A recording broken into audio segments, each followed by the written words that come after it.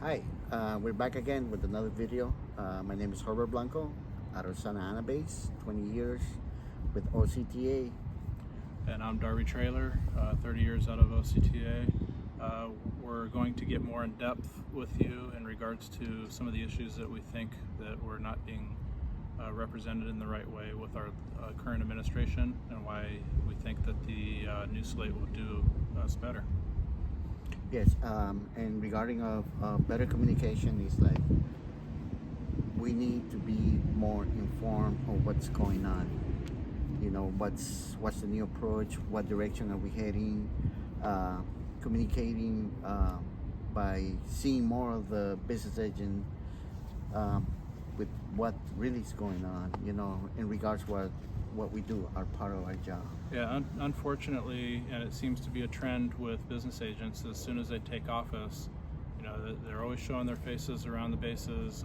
Once they take office, they come and pay their visits for a little bit, and then all of a sudden, poof, they vanish, and they're hard to get a hold of. They're not there for you during the times you need grievances.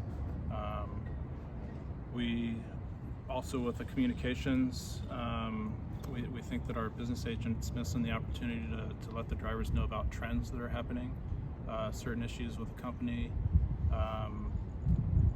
The business agent should get notifications of what kind of discipline the drivers are going through, and if he sees a trend, whether it's on-time performance, passing, customers and stuff like that, he should be letting the drivers know that that's what the company is going after right now. What are they looking for? What are the companies doing? What's their direction that they're going? Where are the more issues that is being disciplined? Basically, more discipline. Let's say in a month, Right. we have so many disciplines in regarding customer service, route performance, on-time performance, and all of that stuff. Right. The business agent gets to see that firsthand, whether it's through drivers asking to file grievances. The drivers don't get to see a lot of that because, we get to go to the base and talk amongst ourselves.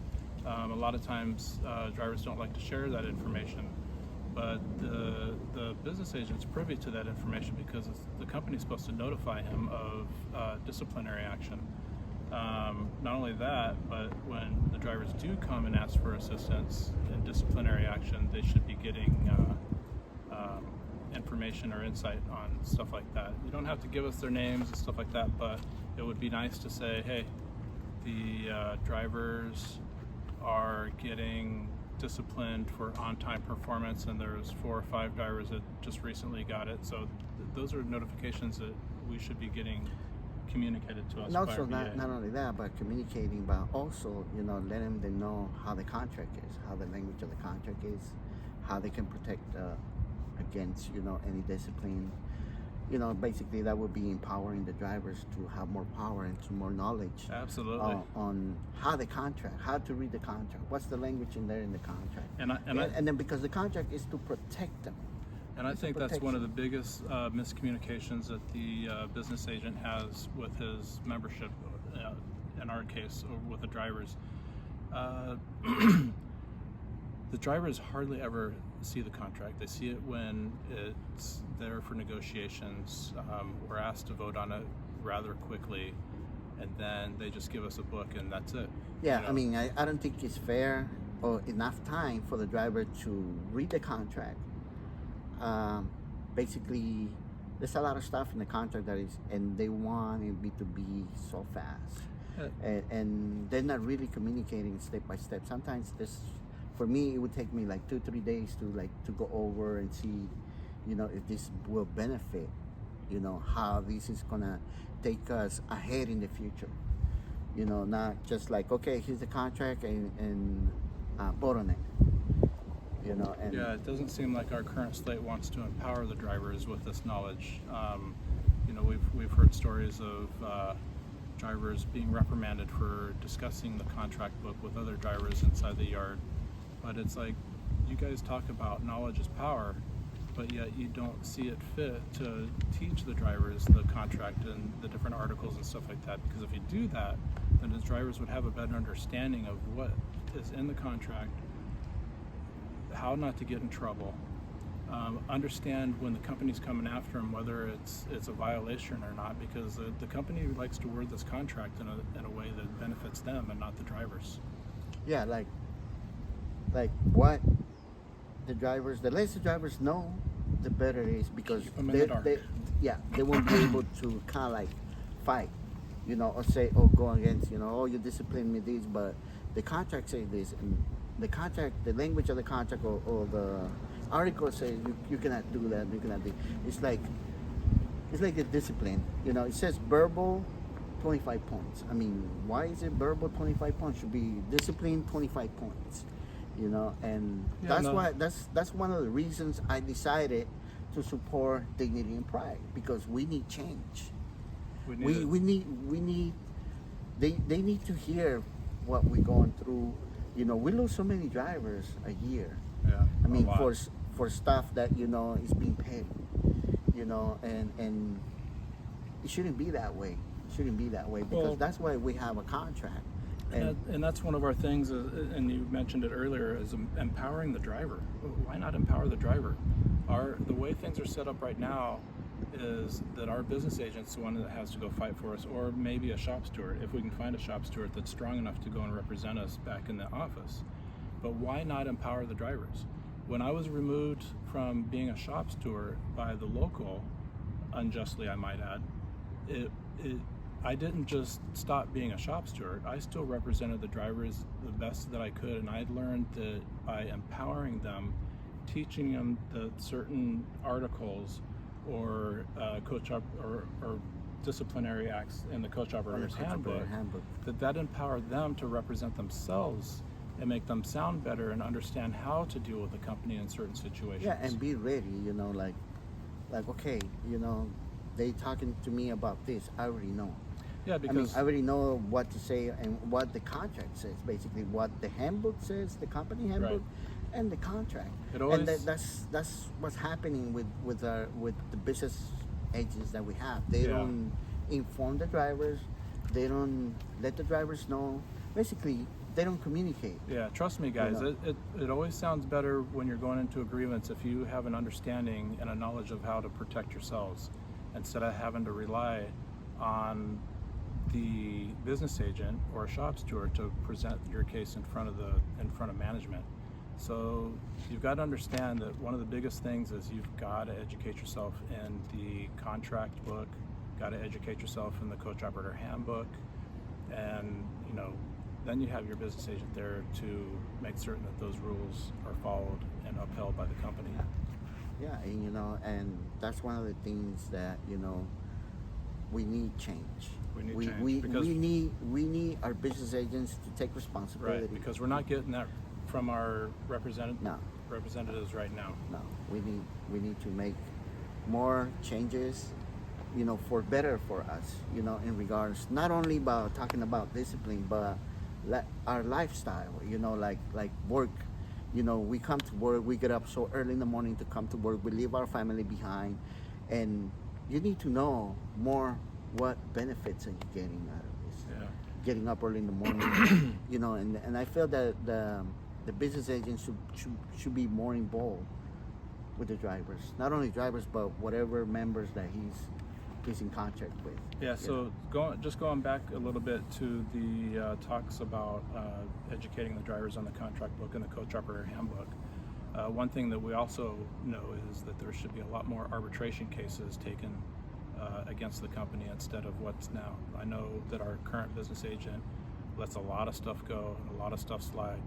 He promises that he's going to take them to arbitration and then turns around and just kind of, he comes across the same stance as the company does, where, well, if I, kind of put some time and distance in between it, the drivers will forget about it and stuff, and then we don't have to. They're gonna be distracted into doing all this stuff. Yeah. So we feel that arbitration cases should increase. One of the things that I know that the company has put on the Teamsters I don't know exactly how this came about, but during arbitration cases, it's a 50-50 thing. So the company has to pay half the cost and the Teamsters have to pay half the cost. And I think that the Teamsters perspective is, well, and I've heard that it's $6,000 to take a case to arbitration. I don't know that for certain. We'd have to find out, and maybe our business agent could explain that to us. But the Teamsters position is, well, if you get 25 points and we know that you're in the right, why are we going to spend $3,000 just to prove that you're, didn't do anything wrong here, when in a year that's going to fall off? And that shouldn't be the case. That's not the case. And it should be just like going to trial. If you lose the case, you end up having to pay the cost of the arbitration. If you win the case, then you're scot-free, and that's the way it should be. Yeah, that's a fair way to do it, but unfortunately, there's a lot of stuff that are being done unfairly. Like I say in the previous videos about the petitions, why do we need to do a petition to have election for shop stewards? Right. And why does it take when so long? Before, not only that, and I'm going to tell you something, Darby. When this administration took over, we have like 2 shop stewards election back to back. At the very beginning. The very beginning, yeah. That's when I became a shop steward. I don't know, and I asked, why do we have? Oh, it's because somebody's names, nobody didn't know this person, and we're gonna have to redo the elections. I don't know. There was some weird. We know the real reason why they were running a quick election. Yeah, we know that. But the point is, why this time it takes longer? Yeah, why when the drivers sign a petition and you get more than 50% of your drivers asking for a shop steward election, do you not just give them the election? You're supposed to represent your drivers. If your drivers are asking for it, well, then how come you're not Why not? Why is it taking? Why did it took for the drivers to sign a petition? I mean, it was really necessary to do that. Shouldn't have had to go that far before. Stuff like that, that's why I'd say we need to change. As long as I've been with the company, it's always been after our contract talks and stuff like that we have a shop steward election. Yeah, right after the contract is given to the drivers, it's been signed off, it's been approved. No more than 60 days, I believe, we had a election for shop stewards. I don't know the exact time frame, but I remember always having a shop steward election after a contract. Yes. It never took that long, and it's kind of like, why do the driver has to feel like they're begging for, stuff like the union? They know that's what they do. Yeah. So let's go back to what you were talking. You're just starting to get into better communications with the drivers about the benefits for both the OCTA and Teamster pension. Yeah. I mean, there's a lot of miscommunication, basically. Not miscommunication is not knowing, or lack of communication. Lack of communication, on behalf, the union should know, the business agent should know, what are you gaining? Well, here let's ask those that are watching this video, how many drivers out there know exactly what your OCTA retirement plan is, or what ARBA is, or what the Western Teamster pension plan is, or the what OCTA contributes into the 401A, or what you can contribute into the 457. How many of you guys have set a goal or a plan for the amount of years that you expect to be and remain at OCTA, of what your future is going to look like after you leave this company? And I think that the Teamsters, our representatives, our business agents, should have a lot of that information set for our drivers. As the years go by, how you are invested, because a lot of drivers don't know. Yeah, that's another good question. How long does it take to get invested? How long it's going to be, and then the first thing they know is like, let me ask the union. How do they go call the union to start a process, and all of that stuff. How long does it take? And then they always say call the company, but in reality, the union, if the business agent should know, like right there, you call him or you see him. Well, you don't see him because they only come probably once a month or twice a month. If that. And if they do, it's just in and out. Yeah. And that needs to change. And that's what one of the reasons that we, me and you, or I am supporting Dignity and Pride. Right. There's one thing other that we wanted to talk about, and that's more transparency in regards to the union. Nothing's ever posted to the drivers about what goes on in the e-board meetings, the general membership meetings. There's a list that's on our union board that tells us when the dates are, and for you That's to come about out and it? participate. But that's it. That's about it. Charles Okay. doesn't. Our business agent doesn't report anything that's going on inside the local. I know it's tough for a lot of our drivers to get down there. We've always requested that they videotape the Yeah, meetings, but that's never happened. Yeah.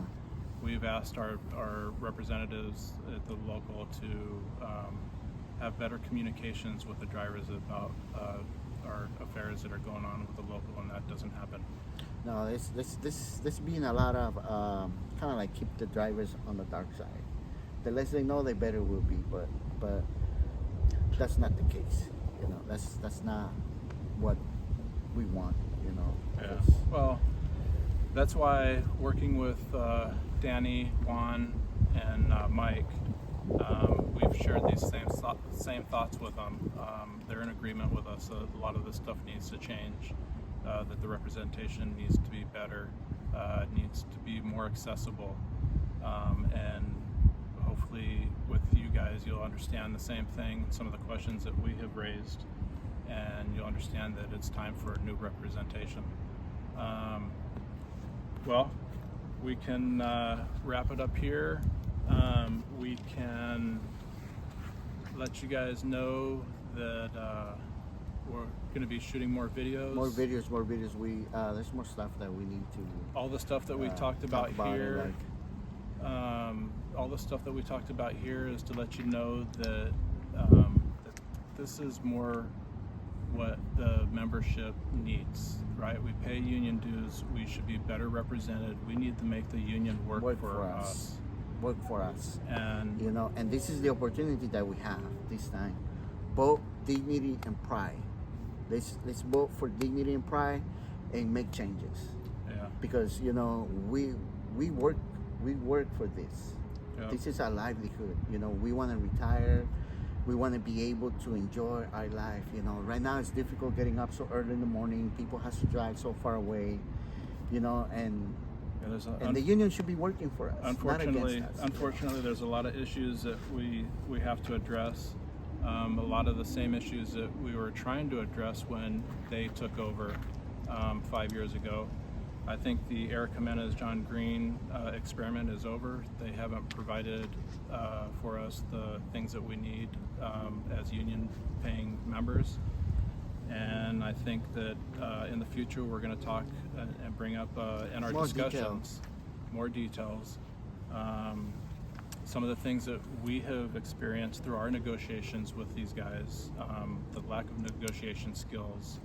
Not only that, you know, not only the lack, but not giving enough time for the drivers to understand the contracts. the contracts, Yeah. the handbook. Yeah, I mean, the- we don't understand why, if the contract is so good, why are you guys trying to rush this so quick? You know, it's Now like that you mentioned the contract, it's just so good. it's you I give us mean, you give us I the mean, information and you tell us to I vote on it. mean, Why they're not? saying that the contract is good. How can it be good when you're getting 2% on the second year? Well, I mean, and the inflation is. yeah, but Herb, there's a lot of stuff. I mean, if the contract's so good, then give it to us. Let us mull it over for a week Yeah. and determine whether or not it's good Yeah, for it's us. good. No, okay. Here's the contract, and we're voting right now. So One thing I don't understand is how John and Eric and our business agent and our other members at the local want I to just- preach such a good contract I when it just doesn't affect them. It I'm affects just us. wondering. I mean, we're getting 2% this year. I wonder what's the percentage for them this year, for our business agent, Well, for the Those are administration. Those would be good questions to ask them if they see them. there's a whole list of stuff that we have to ask Yeah, this I mean- administration and information that we're going to give to you guys because But we think it's important. we'll have to get more and more details Yeah, on we it, think more it's deep. we think it's important for you And to have this but- information so that when they do present themselves at our base to ask for your To vote, ask them, that yeah. you guys can ask them the tough questions and see if they can answer Yeah, those, why? those things. You know, what was their increase for them Yeah. for this year? So- when you have a 2 year. I think we're good. Also, we got more videos coming up. Make certain that if this is the first time that you're looking at this video, that you hit that subscribe button so that we can get some more information to you guys. So We're out.